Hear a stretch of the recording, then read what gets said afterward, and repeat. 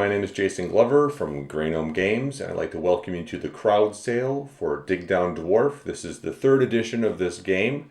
Dig Down Dwarf first saw the light of day back in 2014 as a design that I made for the micro game challenge on the Game Crafter. Over 100 entries, and Dig Down Dwarf ended up being the winner of that contest.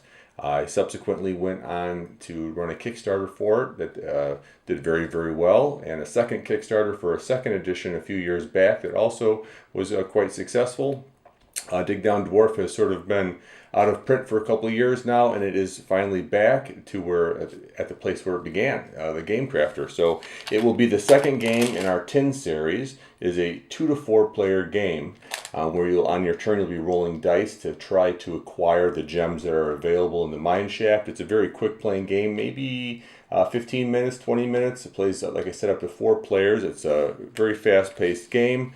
It's a little bit different than the previous generations. There's actually some dice mitigation, and there's a little bit of a catch-up mechanic, so the game is a little tighter than it used to be. There will be a tutorial video below in the description that I urge you to watch to see what changes have occurred to the game since the last edition.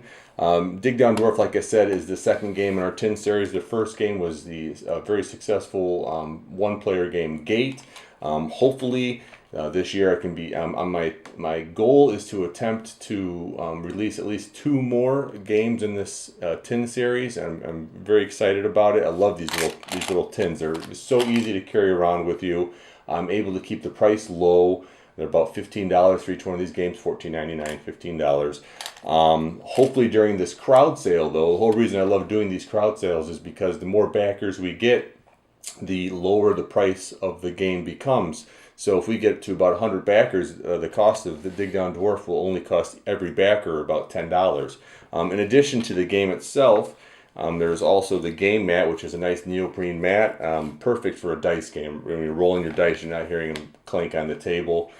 Keeps it nice and soft. It has spots for your gems to go for different types of gems that come out of the game. Again, there's a tutorial video below that you can watch, and an unboxing video if you just want to see a quick idea of what's inside this little tiny tin. There's actually a lot of game inside this tin. Anyone who backed the game Gate, you'll know that there's a lot of game packed in this little tin. So Dig Down Dwarf, my goal as a designer is always to try to streamline as much as I can. So these little tin games are like my favorite thing to design.